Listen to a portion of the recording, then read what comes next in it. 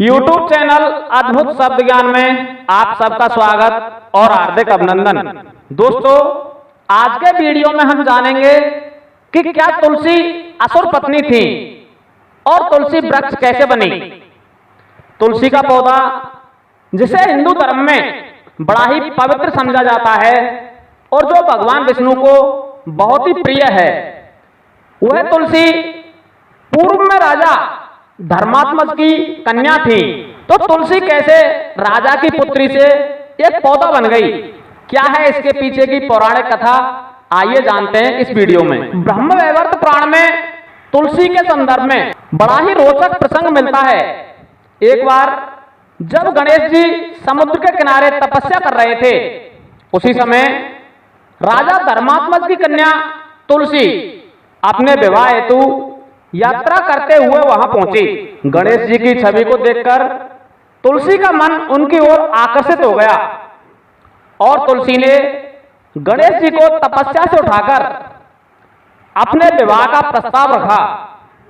तुलसी द्वारा इस प्रकार अपनी तपस्या भंग करने से गणेश जी बड़े क्रोधित हुए और उन्होंने तुलसी से कहा कि हे देवी, आपने किस कारण मेरी तपस्या भंग की है।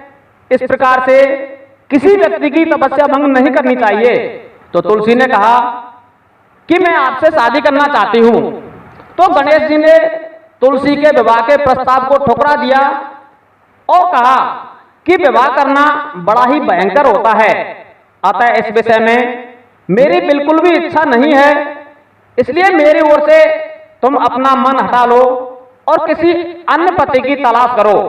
गणेश जी के इस प्रकार कहने पर तुलसी को लगा कि गणेश जी ने उनका अपमान किया है, इसलिए तुलसी क्रोधित हो गई और क्रोधवश ही तुलसी ने गणेश जी को श्राप देते हुए कहा कि तुमने मेरा अपमान किया है जबकि मैं तुमसे विवाह करना चाहती थी, इसलिए मैं तुमको श्राप देती हूं कि तुम्हारे एक नहीं दो विवाह होंगे।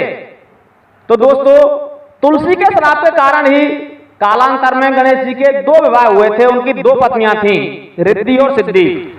इस प्रकार से तुलसी द्वारा श्राप मिलने के बाद गणेश जी ने भी तुलसी को श्राप देते हुए कहा कि तुम किसी असुर की पत्नी होगी और अंत में वृक्ष बन जाओगी। इस प्रकार गणेश जी के श्राप देने के कारण कालांतर में तुलसी असुरराज शंखचूर्ण की पत्नी बनी और भगवान शंकर द्वारा शंखचूर्ण का वध किए जाने के पश्चात तुलसी वृक्ष भाव को प्राप्त हो गई।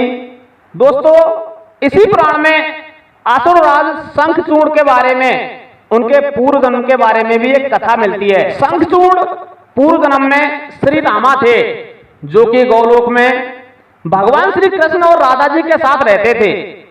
एक बार गोलोक में श्री कृष्ण बिरजा देवी के समीप या बिरजा देवी के साथ में एकांत में समय व्यतीत कर रहे थे।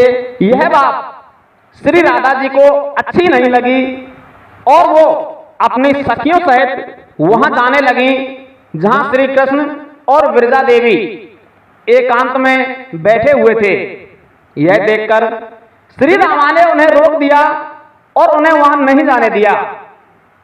इस पर राधा जी बड़ी क्रोधित हुई और श्री रामा को श्राप देते हुए बोली कि तुम असुर योनि को प्राप्त हो जाओ। इस प्रकार राधा जी के श्राप के कारण श्री रामा असुरराज शंखचूर्ण के रूप में जन्मे थे। तो दोस्तों, यह थी तुलसी और असुरराज शंखचूर्ण के जन्म की कहानी। हमारा यह वीडियो यदि आपको पसंद आया हो तो इस वीडियो को ज्यादा से ज्यादा लाइक करें, शेयर करें और हमारे चैनल को सब्सक्राइब अवश्य कर लें। धन्यवाद।